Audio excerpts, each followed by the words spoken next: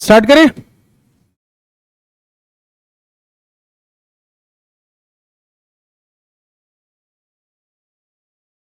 So, as I was discussing about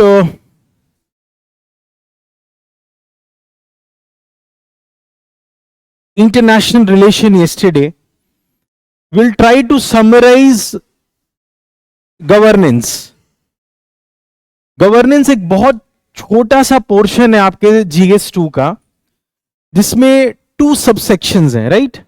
इसमें है important aspects of governance, transparency, accountability, e governance, application models, success, limitations, potential, citizen charters, transparency, accountability, institutional and other measures and role of civil services. तो ये 2 broad areas हैं, but इन 2 broad areas में 4 to 5 questions, 1-2 और areas जो social justice को अगर include कर दे तो ऑलमोस्ट 5 क्वेश्चंस इसमें से आते हैं, लास्ट 5 ईयर का जो ट्रेंड है। अगेन ये बहुत छोटा पोर्शन है, बट आपके पूरे जीएस के सिलेबस में प्लस एथिक्स और एसए के सिलेबस में बहुत इंपॉर्टेंट है। ये एग्जाम ही पूरा गवर्नेंस का है, गवर्नमेंट का है, तो इसके बारे में जानना भी इंपॉर्टेंट हो जाता है, राइट। क्या उसे करवा देंगे उसे, थोड़ी देर में हो जाएगा, बता दिया। गवर्नेंस है क्या? टू गवर्न, गवर्नमेंट है, गवर्नमेंट गवर्न करती है, वही गवर्नेंस है, सिंपल में। इसमें कोई बहुत ज्यादा टेक्निकल डेफिनेशन में जाने की जरूरत नहीं है। बट ये जो गवर्नेंस है,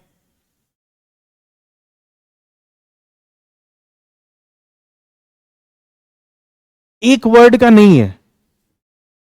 why governance, limitations of governance, good parts of governance, bad parts of governance, improvement, ये सारा जब कवर करेंगे तो ये पूरा कवर हो जाएगा।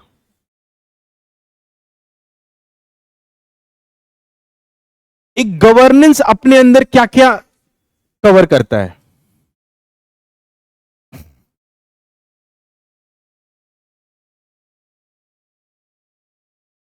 उससे पहले, स्टार्ट करने से पहले बताऊं कि गवर्नेंस वर्ड आया कहां से। 1989 में वर्ल्ड बैंक की एक रिपोर्ट आई, from crisis to sustainable growth. वहां पे पहले बार गवर्नेंस वर्ड का यूज हुआ। So that was the first time governance was used. Another report was published by the name of governance and development in 1992, again by World Bank, जहां पे governance word का use हुआ। और ये use इसलिए हुआ, ऐसा देखा गया बहुत ज्यादा कि जो गवर्नमेंट्स थी अराउंड द वर्ल्ड, वो करप्ट प्रैक्टिसेस में इन्वॉल्व थी, तो कहीं ना कहीं दिक्कत हो रही थी।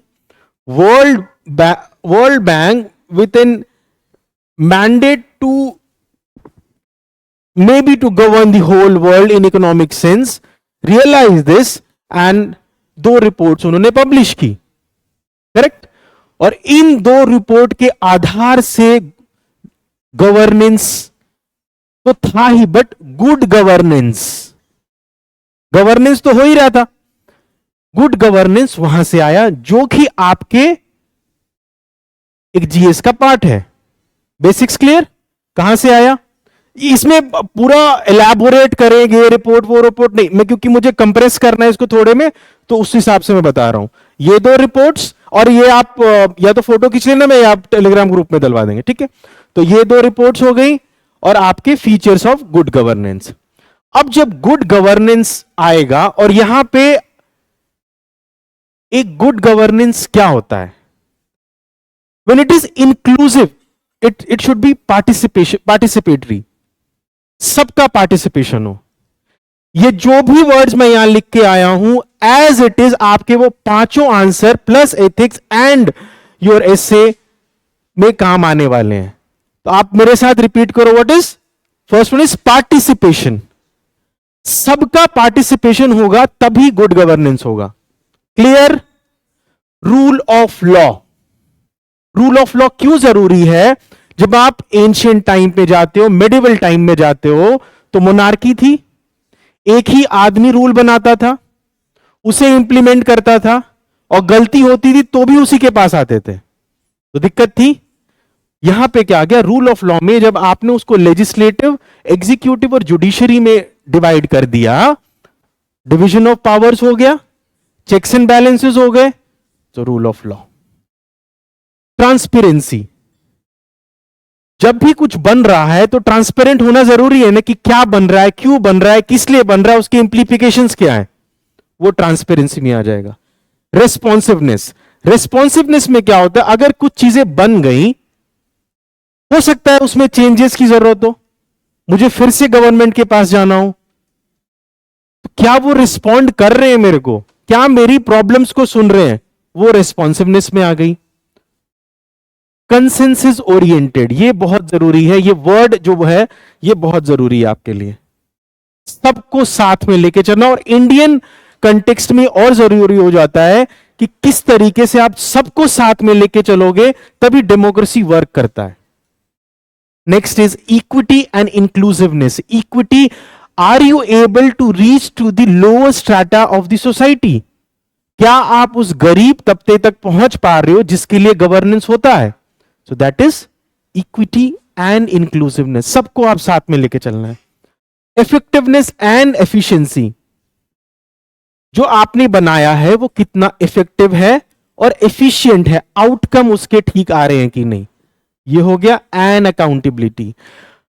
अब ये जो 8 पॉइंट है, इसको आपको मैं फिर से बताता हूं और आप रिपीट करना। Participation, rule of law, transparency, responsiveness, consensus oriented, equity and inclusiveness, effectiveness and efficiency and accountability. ये 8 पॉइंट आप अपने जो भी 5 क्वेश्चन आ रहे हैं प्लस एथिक्स के कुछ क्वेश्चन एंड आपका जो ऐसे है उसमें आप एज इट इज इसको अगर एलैबोरेट कर दो तो ये आपके 8 पॉइंट्स तैयार है।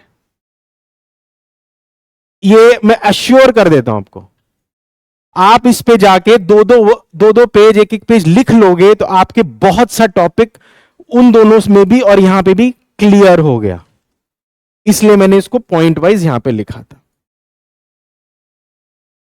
इंडियन कंटेक्स्ट में ही बात करेंगे ज्यादा कि गुड गवर्नेंस के लिए क्या इनिशिएटिव्स लिए गए।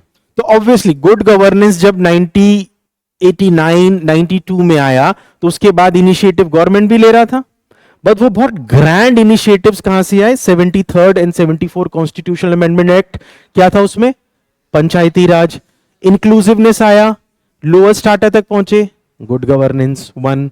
National commission of women and minorities, relate कर रहे हो आप? अगेन इंक्लूसिवनेस, लोअर स्टार्टर तक पहुंचे, ये आ गया। सिटीजन चार्टर, सिटीजन चार्टर आपको मैं, क्योंकि टॉपिक भी है पूरा, 96 में क्या आया कि सिटीजन चार्टर में यह बनाया गया कि अगर एक इंस्टीट्यूशन है उसका विजन क्या होगा, मिशन क्या होगा, ऑब्जेक्टिव्स क्या होंगे, आउटकम्स क्या होंगे, आपको पूरा लिखित में अपने सिटीजन्स को देना है। So that is citizen charter. इसको पूरा कॉम्प्रिहेंसिवली पढ़ेंगे, पूरा अलग पार्ट ही है इसलिए। सिटीजन चार्टर समझ आया? सिटीजन चार्टर स्टार्ट हुआ था ब्रिटेन में, एक सेट ऑफ रूल्स बनाए गए या सेट ऑफ स्टैंडर्ड्स बनाए गए, मानक बनाए गए, जिसके आधार पर गवर्नमेंट अपने ऑब्जेक्टिव्स को पूरा करेगा, सिटीजन्स को बताते हुए उनसे इनपुट्स आउटपुट्स ये चलते रहेगा। वो सिटीजन चार्टर में आ गया। Computerised public grievance redressal and monitoring system, monitoring बहुत जरूरी है एंड ग्रीवेंस सुनना, ग्रीवेंस मतलब पता है, प्रॉब्लम्स, वो इसमें जरूरी है। ये इंडियन कंटेक्स्ट में formation of central vigilance commission इन 2003, ठीक है, अगर कोई गलती कर रहा है उसको कैसे सजा देनी है, सेंट्रल विजिलेंस कमीशन। और आरटीआई में क्या हुआ, ट्रांसपेरेंसी।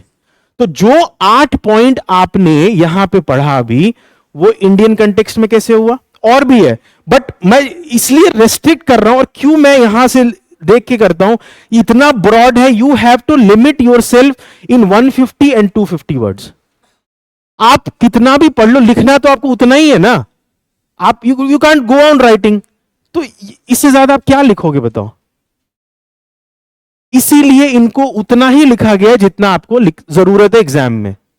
और पढ़ते समय भी आपको यह ध्यान देना है कि एकदम एक्सटेंसिव, इसमें कोई पीएचडी, इसमें हर वर्ड पे आप पीएचडी कर सकते हो, बट आपको प्रीवियस ईयर देख के यहां तक रिस्ट्रिक्ट कर देना है। ये क्लियर हो गया, गवर्नेंस क्या है, इंडियन कंटेक्स्ट में क्या है, कैसे चेंज आए, क्लियर, कोई दिक्कत नहीं इसमें।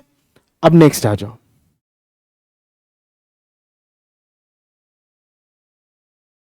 जब इंडियन कंटेक्स्ट में वो इंस्टीट्यूशनल मेजर्स थे, ठीक है, national commission of women minorities, 73rd 74 constitutional amendment act, but institutional measures कैसे आए, इनिशिएटिव्स कैसे लिए, आपने देखा जो डीजीपीज का सिलेक्शन एक पैनल बनता है, यूपीएससी के पास जनता है 3 लोगों का, फिर उनके पूरे बैकग्राउंड को देख के यूपीएससी एक कैंडिडेट सेलेक्ट करता है, जो कि ऑब्वियसली नहीं पॉलिटिकल पार्टीज इंप्लीमेंट, वो अनदर एस्पेक्ट है गवर्नेंस का।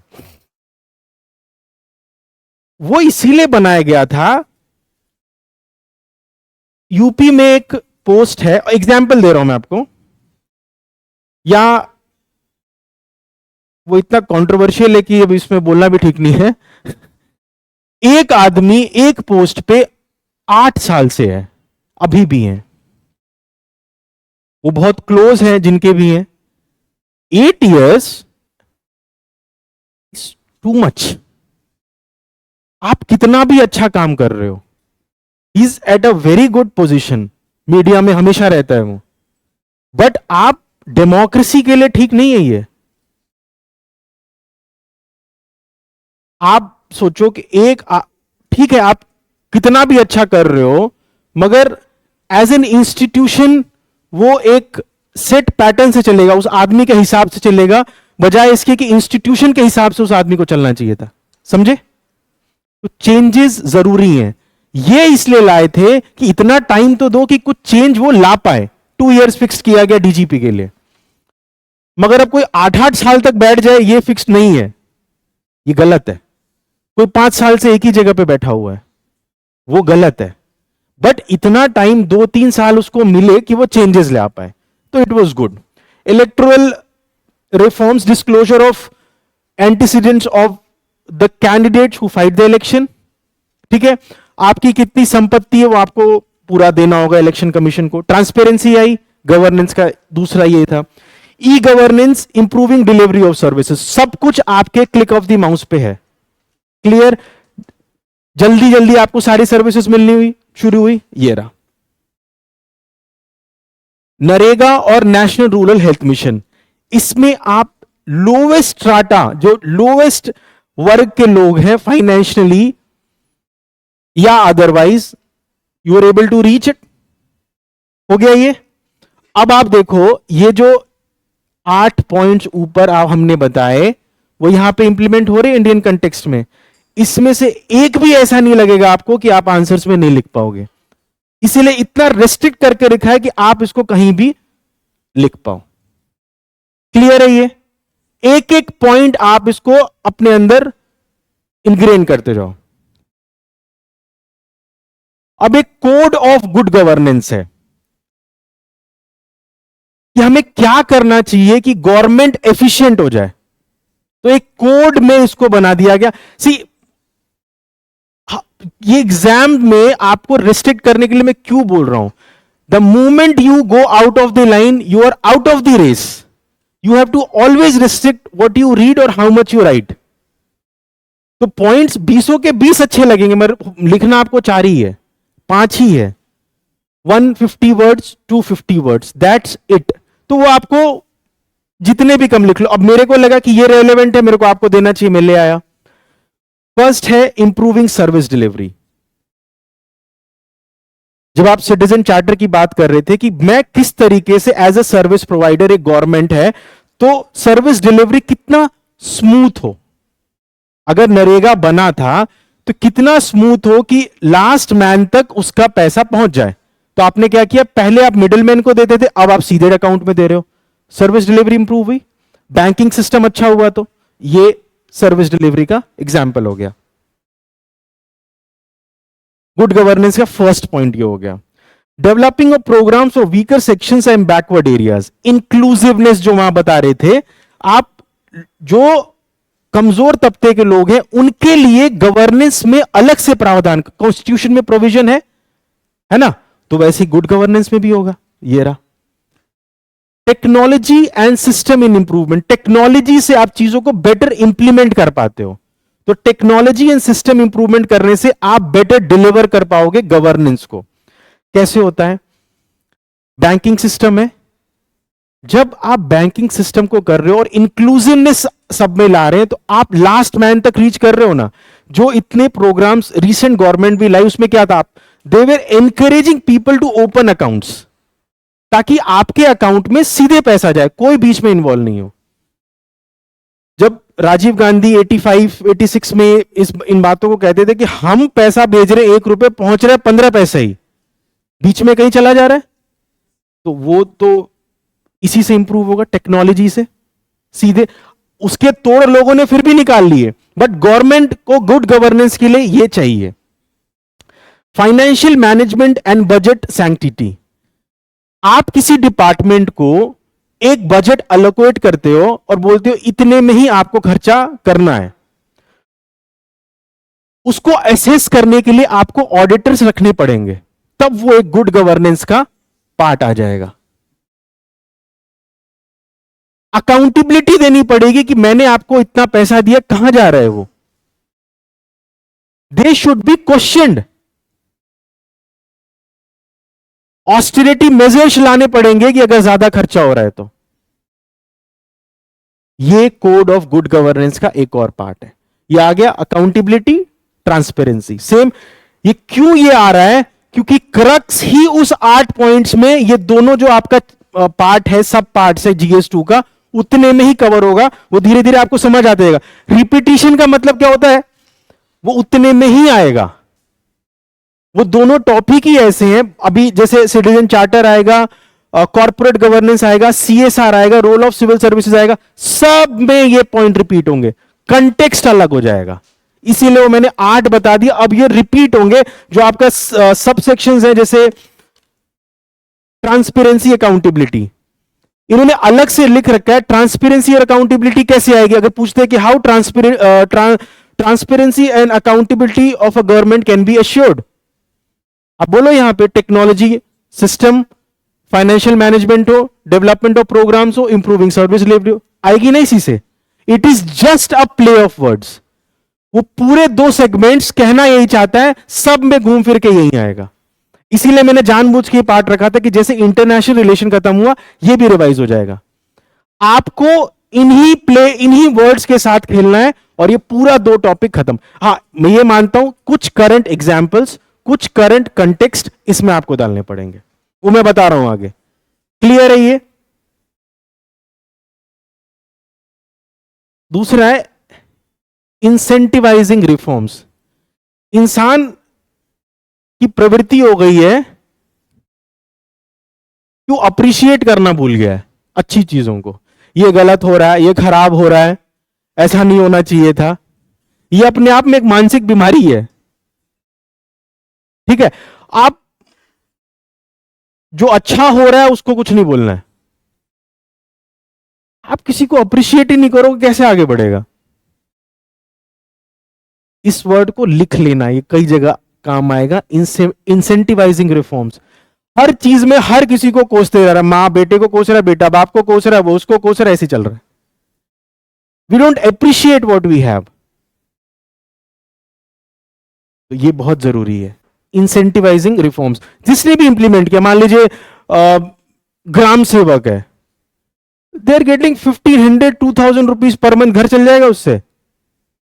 या एएनएम ऑक्सिलरी नर्स मिडवाइफ जो होती हैं, आप क्या देते हो उनको? कुछ भी नहीं, पीनट्स। तो कैसे काम करेगा वो, किस तरीके से मोटिवेशन आएगा, ये जरूरी है।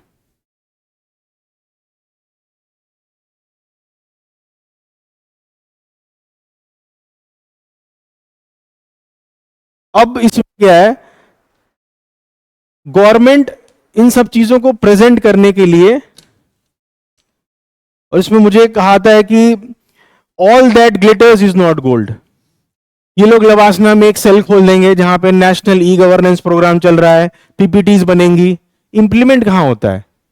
फिर अगर हमें एग्जाम के लिए पढ़ना है तो यहां देना पड़ेगा उस चीज को। So they have made National Center for Good Governance. It is an autonomous organization of so-called retired officers जो बैठ के चाय कॉफी पिएंगे और पीपीटी बनाएंगे और आपको बताएंगे कैसे गवर्नेंस होता है।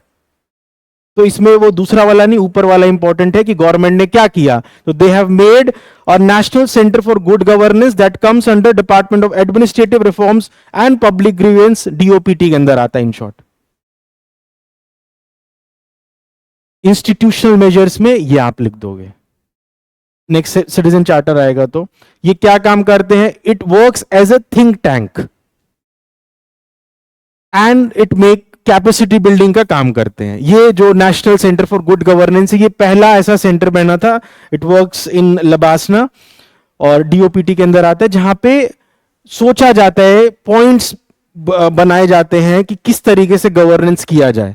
तो इस इंस्टीट्यूशन के बारे में आप अपने तरफ से ज्यादा पढ़ लेना, इसके बारे में काफी मटेरियल है, बट मैं ये 3 लाया हूं आपके एग्जाम। ये सीपी होगा, इसको चेंज कर लेना आप, कैपेसिटी बिल्डिंग। ये वर्ड भी आप अपने वोकैबुलरी में डाल दो, गवर्नेंस का पार्ट आएगा। जैसे मैंने कल बताया था CBM, confidence building measure, strategic thinking, वैसे ही गवर्नेंस का एक अच्छा वर्ड है कैपेसिटी बिल्डिंग, इसको आप लिख लो।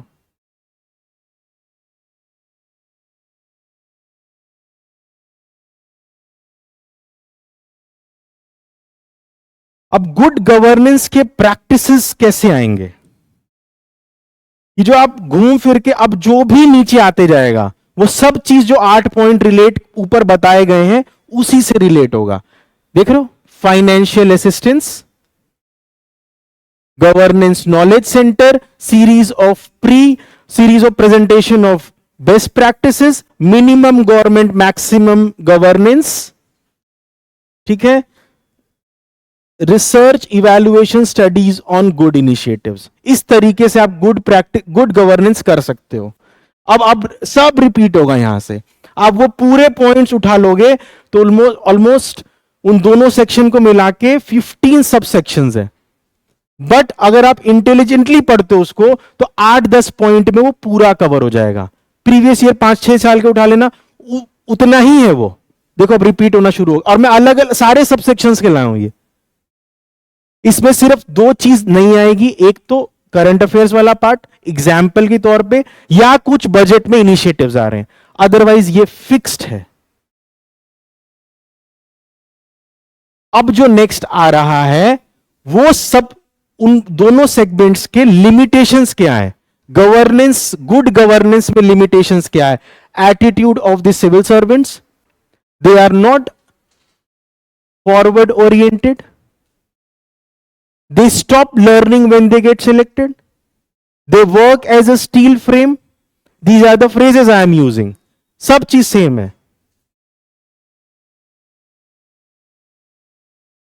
Who knows, they have to be aware about the AI in the common context while governing.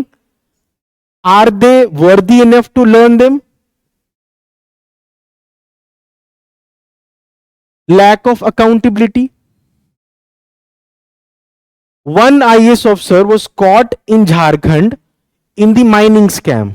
She was recently reinstated because the government came back to power. Case अभी भी चल रहा है, कहां अकाउंटेबिलिटी हुई? वो एग्जाम्पल यहां लगा दोगे तो ये हो गया। रेड टेपिज्म, ये एक वर्ड और आप अच्छे से अपने वोकैबुलरी में डाल दो गवर्नेंस में, कि फाइल्स इधर से उधर घूम ही रही है, यहां से क्लियरेंस लो, वहां से क्लियरेंस लो, और ये फिर वैसा ही रह जाता है। Low levels of awareness of rights and duties of the citizens, ये एक पॉइंट को आप, अभी वो मैंने बताया ना कि रोने की आदत होती है, अब किसी को पता ही नहीं है कि मेरे को क्या मिलना चाहिए, उसके अपने राइट्स ही नहीं पता, तो कैसे वो मांगेगा उस चीज को? तो अवेयरनेस ही नहीं है। Ineffective implementation of laws and rules, आपके ट्रेंड मैन पावर ही नहीं है कि इन चीजों को इंप्लीमेंट कर पाए। Just for example, you take an exam, और यहां पे मैं ग्रेजुएशन नॉन ग्रेजुएट इस पे नहीं आ रहा हूं, अगर कोई टेक्निकली सेंसिटिव डिवाइस है और आप किसी ऐसे आदमी को पकड़ा दो जिसको यूज ही नहीं करने आ रहा है, उसका बैकग्राउंड ही नहीं रहा है, जस्ट बिकॉज उसने मैथ्स रीजनिंग इंग्लिश क्लियर कर ली, इसका मतलब नहीं वो उसमें निपुण हो जाएगा। क्लियर है? वो कैसे करेगा काम? आपके पास वैसा मैन पावर ही नहीं है। ये वाला इशू अगेन गवर्नेंस में आता है। ट्रेन्ड मैन पावर नहीं है आपके पास, एक्सपीरियंस्ड मैन पावर भी नहीं है, तो गवर्नेंस के लिमिटेशंस बैरियर्स में आ जाता है।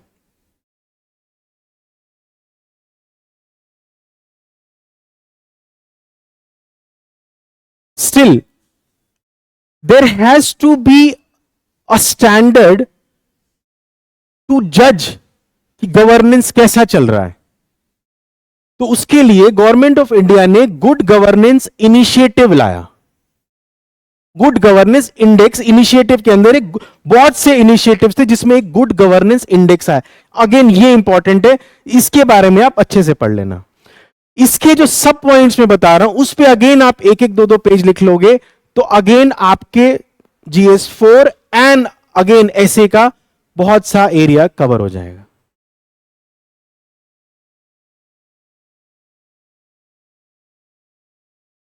गवर्नमेंट ने अपनी सर्विस डिलीवरी को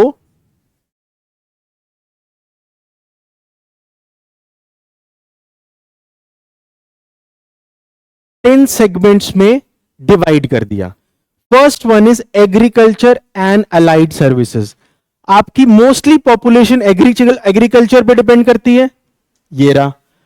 कॉमर्स एंड इंडस्ट्री, मैं इसमें पूरा एक्सप्लेन नहीं कर रहा हूं क्योंकि अभी क्लास है बासु सर की, वो भी प्रिपेयर करके आए हैं, बट ये आप 10 के 10 पॉइंट लिख लो। Commerce and industry, human resource development, public health, public infrastructure and utilities, economic governance, social welfare development, judicial and public security, environment, citizen centric governance. ये 10 ब्रॉड एरियाज हैं, मैं ग्रुप पे दलवा भी दूंगा।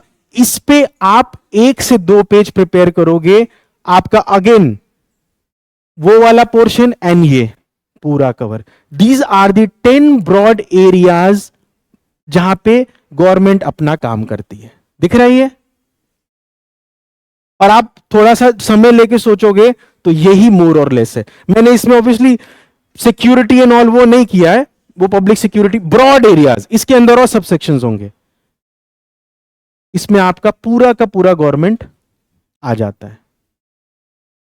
ठीक है? इसको इन्होंने 3 पार्ट में डिवाइड कर दिया। बिग स्टेट्स के लिए एक इंडेक्स, क्योंकि इनके चैलेंजेस पोटेंशियल्स अलग है। नॉर्थ ईस्ट स्टेट्स के लिए एक और यूनियन टेरिटरीज के लिए एक। इस तरीके से गवर्नेंस इंडेक्स काम करता है। क्लियर है ये इस पे आपको और पढ़ना है। ये जो 10 एरियाज हैं, ह्यूमन रिसोर्स डेवलपमेंट गवर्नमेंट कैसे इंप्रूव कर सकती है, इसकी जरूरत क्या, ये आपका पार्ट है। अब क्योंकि कंप्रेस करके इसको थोड़े में खत्म करना है, मैंने ये 10 ब्रॉड एरियाज लिख दिए। बट आई एश्योर यू, अगर ये पूरा आप लिख ले तो 1 से 2 पेज गवर्नमेंट रिलेटेड,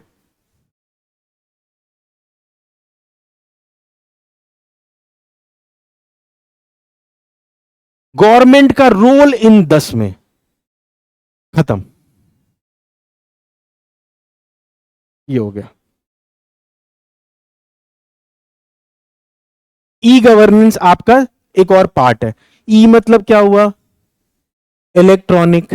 बस इतना ही। अब वो सारे पॉइंट्स यहां पे एज इट इज आ जाएंगे। Again play of words. E governance क्यों इंपॉर्टेंट है?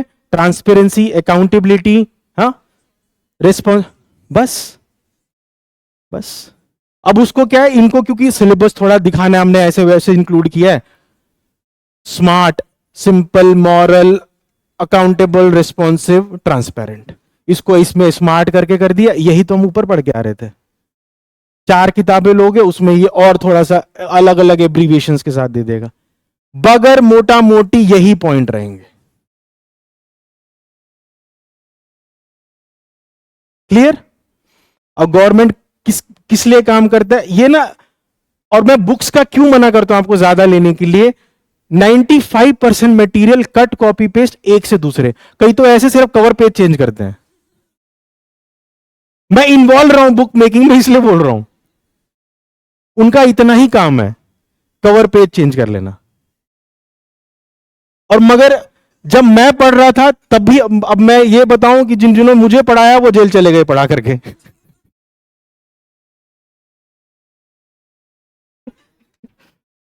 नहीं ये सही है, मतलब हंसी के लिए नहीं बोल रहा हूं। मैंने भी सुना तो बोला यार कि ये पढ़ा रहे थे, कहां चले गए। ठीक है, अगेन देखो आप वही चीज आएगी। Efficient, fast, saves time, citizen friendly, quality, accessibility, availability. कहने का ये मतलब है कि वो जो 2 सेक्शंस हैं उसमें वो जो 8 पॉइंट्स थे और उनके नीचे जितना आ रहा, और रोल ऑफ सिविल सर्विसेज आएगा, सिटीजन चार्टर आएगा, same thing, just play of words. अभी देख रहे हो ना कैसे आ रहा है ये? क्यों ई गवर्नेंस इंपॉर्टेंट हुआ? Availability, accessibility, quality, citizen friendly, save time, reduce operational cost, fast and efficient. तो ये तो गवर्नेंस का पार्ट ही है ना ये। ई गवर्नेंस लिख दिया। अब इसमें क्या अलग होगा? जो मैं बताया, रिसेंट चीजें एंड करंट अफेयर्स। इसमें यह होगा कि आप इसमें कुछ नहीं करोगे, डिफरेंट स्टेट्स के या जो बजट आता है उसमें ई गवर्नेंस के लिए, जैसे वो परफॉर्मेंस जो सिविल सर्विसेज का अभी आया ना एक न्यू ऑनलाइन फॉर्मेट का, वो लिख दोगे। और बाकी देखो, एक ई सेवा आंध्र प्रदेश ने शुरू की, भूमि कर्नाटका में, ज्ञानदूत लोहवानी यूपी में, फ्रेंड्स केरला में, ई मित्र राजस्थान में। खत्म। अब आप 150 में, 250 वर्ड में और क्या लिखोगे बताओ? बचा ही नहीं कुछ भी। मैं करंट कंटेक्स्ट नहीं ला रहा हूं अभी इसमें, बस उतना। ये रहा फिक्स पार्ट है, अब क्या है इसमें लिखना? और खत्म।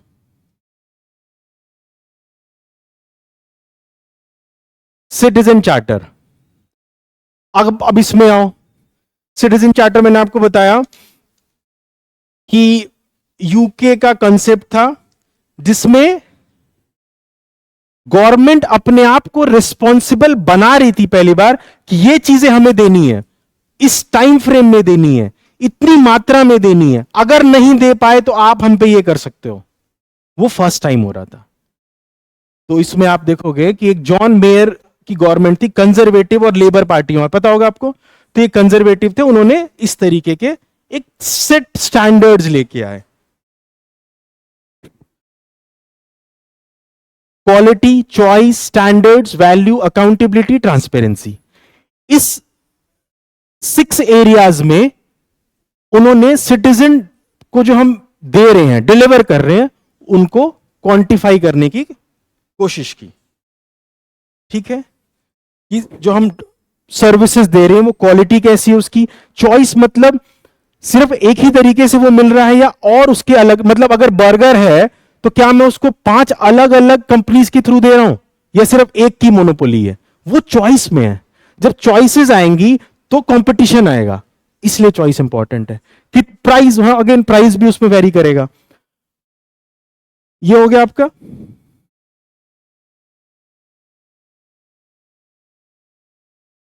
अब citizen charter initiatives in India, ये जो 6 पॉइंट है, ये भी मेरी शक्ल की तरह उतना सुंदर नहीं है, मगर आप इसको ये इंपॉर्टेंट है 6, ये मैं चाहूंगा कि आप इसको याद कर लो, ये आप डायरेक्टली यूज कर सकते हो। कुछ चीजें हैं जो आपको मगअप करनी पड़ी है, maybe with time you get to know better. ये 6 है। हाँ, vision and mission statement of the organization, ये सारे ऑर्गेनाइजेशन को बताया गया। या आप अपना विजन और मिशन स्टेटमेंट, आपने कई ऑर्गेनाइजेशन बाहर देखा होगा ना, विजन और मिशन, वो इसके अंदर आता है। वो सिटीजन चार्टर वाला बोर्ड जिस समय ये आया था हर जगह रहता था, मगर वो हमारी याददाश्त की तरह उनकी याददाश्त से भी चला गया। तो विजन और mission statement, details of business transacted by the organization, उनका मूल काम क्या है वो उनको लिखना था। डिटेल्स ऑफ सिटीजन्स और क्लाइंट्स, मतलब उनके जो क्लाइंट्स जिनको वो सर्व कर रहे हैं उनके बारे में ब्रीफली लिखना था। Statements of services including standards, quality, time frame provided to citizen group separately and how way to get the services.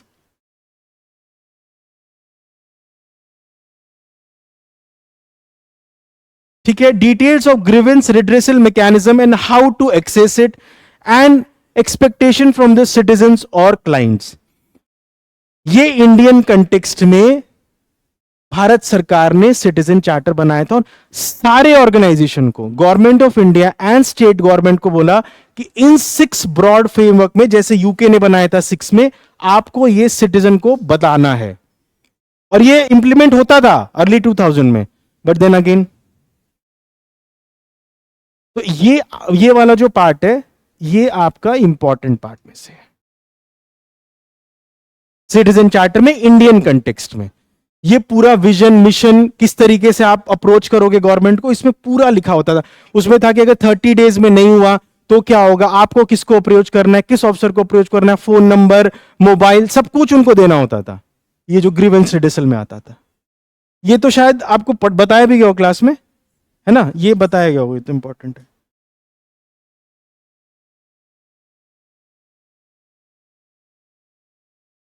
अब देखो, elements of good citizen charter, focus on customer requirement, जिसको आप सर्व कर रहे हैं, सिंपल लैंग्वेज, जो पढ़ा लिखा नहीं है उसको भी समझ आए, service standards, effective remedies, training, जो जो ऑफिसर्स वहां बैठे हैं उनकी ट्रेनिंग इंपॉर्टेंट है, डेलीगेशन, कौन काम कर रहा है ऑर्गेनाइजेशन में, क्लियर होना चाहिए उनके ऑर्गेनाइजेशन चार्ट में। ये रहता भी, आप देखोगे किसी भी ऑर्गेनाइजेशन में, तो डीजी कौन है, डेप्यूटी डीजी कौन है, director, deputy secretary, under secretary, पूरा क्लियर होना चाहिए। Close monitoring, feedback mechanism and periodic review, evaluation and recommendation citizen से लिया जाए, ये भी इंपॉर्टेंट है। एक मॉडल गवर्नमेंट ऑफ इंडिया ने बनाया था जिसको सेवोत्तम मॉडल बोलते हैं, तो हिंदी से लिया गया था, सेवा इज सर्विस, उत्तम इज एक्सीलेंस। इसके बारे में आप एलैबोरेटली पढ़ लेना, बट इसके 3 इंपॉर्टेंट एस्पेक्ट्स थे।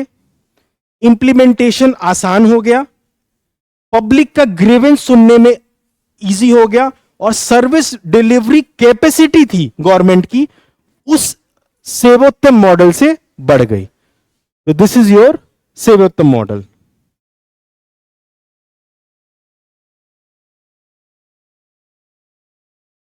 अब अकाउंटेबिलिटी एंड कंट्रोल गवर्नमेंट कैसे करती है,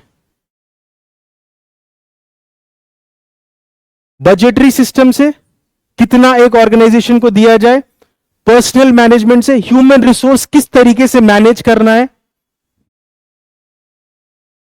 efficiency survey, professional standards, administrative leadership, hierarchical order, inquiries and investigation and annual confidential report. एक ऑर्गेनाइजेशन पे इस तरीके से गवर्नमेंट चेक्स लगाती है। ये 8 पॉइंट्स है। अगेन ये 8 पॉइंट्स पे अगर आप एक एक दो दो कर लेते हो और इसको गवर्नेंस से आप कोरिलेट करते हो, क्लियर है। ये जो आप एथिक्स में पूरा पढ़ने वाले हो ना, यहीं से कोरिलेट हो गया। इसको आप पढ़ लिख करके और वहां पढ़ो, खत्म, इससे ज्यादा जरूरत ही नहीं है।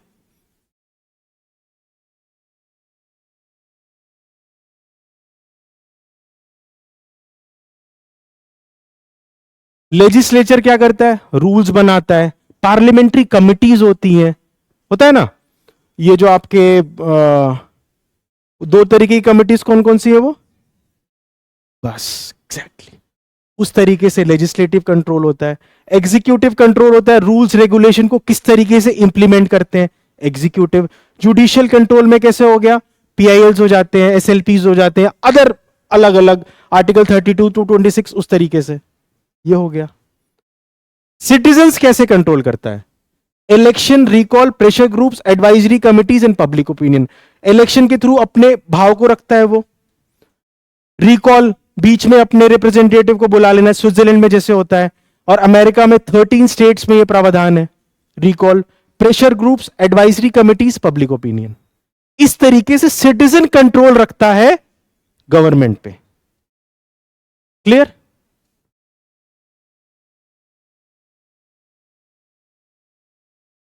नेक्स्ट एक ही पार्ट होगा अब, कॉर्पोरेट गवर्नेंस। कॉर्पोरेट गवर्नेंस ये बंद कर दिया था मंशु, ये बंद कर दिया था, थोड़ा चला देना। हाँ ज्यादा कर दिया, चलो ठीक है, लास्ट ही है। कॉर्पोरेट गवर्नेंस अलग से दे रखा है, बट जो भी मैंने ऊपर पॉइंट बोले उसमें कॉर्पोरेट को क्यों लाए?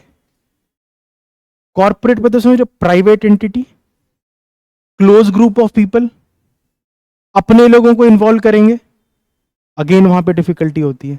इसलिए कॉर्पोरेट गवर्नेंस को कंपनीज एक्ट जो 96 में था, फिर 2000 में चेंज हुआ, उसमें एकदम इतने चेंजेस लाने पड़े, शेयर होल्डर्स को फायदा नहीं हो रहा था, रिसोर्सेज एक हाथ में रह रहे थे, इसलिए कॉर्पोरेट गवर्नेंस लाना पड़ा। और वो जो सारी पॉइंट्स मैं बता रहा था आपको, ट्रांसपेरेंसी का, अकाउंटेबिलिटी का, वो यहां पे किसको कर दिया? डायरेक्टर्स को, मैनेजमेंट पर्सनल्स को, ऑडिटर्स को। सत्यम स्कैम सुना था आपने? उसी के बाद ये सब कॉर्पोरेट गवर्नेंस का आया। अच्छा, इसमें अलग से कुछ नहीं है, मैं अभी आपको बताऊं ना तो नीचे आते जा रहा हूं मैं। ये सारे प्रावधान, companies act, securities contract act, ये टेक्निकल पॉइंट्स हो गए, मगर जो ऊपर गवर्नेंस का पार्ट है वो कॉर्पोरेट में इंप्लीमेंट कर दिया, तो गवर्नेंस, ये कॉर्पोरेट गवर्नेंस में आ गया। किसके ऊपर लाना है? जो उनके डायरेक्टर्स हैं, बोर्ड मेंबर्स हैं, शेयर होल्डर्स हैं, ऑडिटर्स हैं। ऑडिटर्स यहां तक कंपनीज एक्ट में है कि जो ऑडिटर्स हैं, जैसे आप अलग अलग बड़े बड़े फर्म्स हैं, ऑडिटिंग फर्म, वो काम नहीं ले सकते कंपनीज के पास जाके। काम मतलब अगर मैं एसी की ऑडिट करने आ रहा हूं तो इसका मतलब नहीं मैं एसी मैन्युफैक्चरिंग की करने लगूं, एसी को ही मैन्युफैक्चर करने लगूं, ये रोक लगाई गई। ऑडिटिंग में ऐसा हो रहा था। दूसरा, वुमेन मेंबर को इंक्लूड करना बोर्ड मेंबर में, अलग अलग प्रावधान थे। फैमिली में से दो, मतलब एक प्रोपोर्शन लाएगा कि इतने ही फैमिली मेंबर्स होंगे, इतने ही शेयर होल्डर्स होंगे उसमें से, बहुत चेक्स एंड बैलेंस, वो उतना नहीं जरूर, उतना गवर्नेंस में भी आपको नहीं पढ़ना है, बट जो ट्रांसपेरेंसी, अकाउंटेबिलिटी, वो सारा इसका पार्ट आ जाएगा। टेक्निकल पॉइंट्स में, लीगल फ्रेमवर्क में ये आ गया था।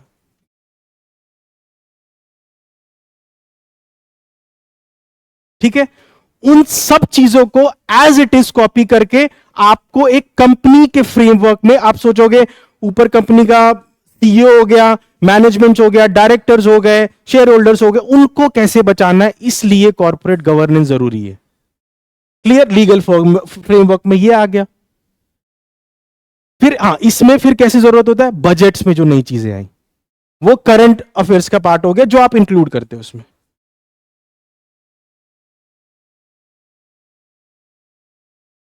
ये फिर अगेन जो आपको याद करना है, कौन कौन सी कमेटी आई? CII code committee 1998, Kumar Mangalam Birla committee, Naresh Chandra committee, Narayan मूर्ति कमेटी, जे ईरानी। सब में एक ही पॉइंट है, वही 5 मैंने बताया आपको।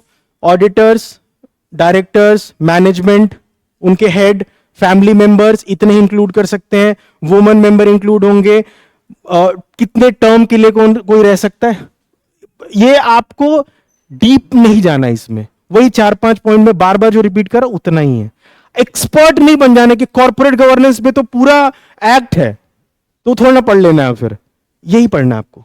जैसे ये वाला इंपॉर्टेंट हो गया और उसके ऊपर ये लीगल वाला इंपॉर्टेंट, बस।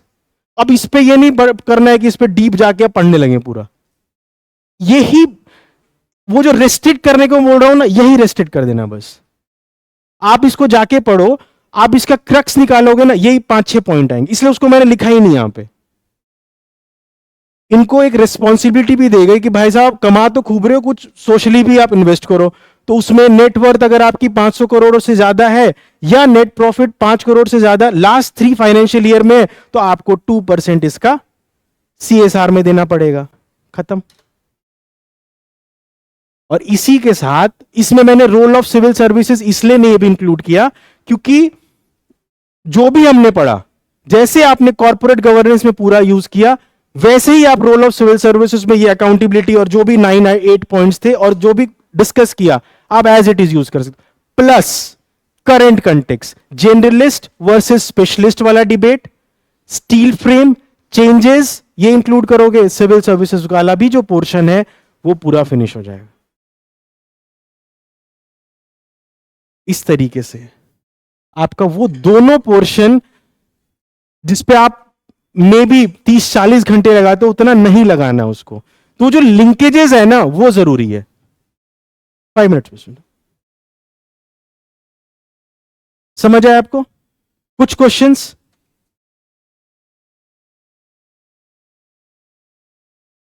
ठीक है, ये वाला भेज देना, टेलीग्राम में दे देना। ठीक है, इसी के साथ मंच क्लोज कर देना।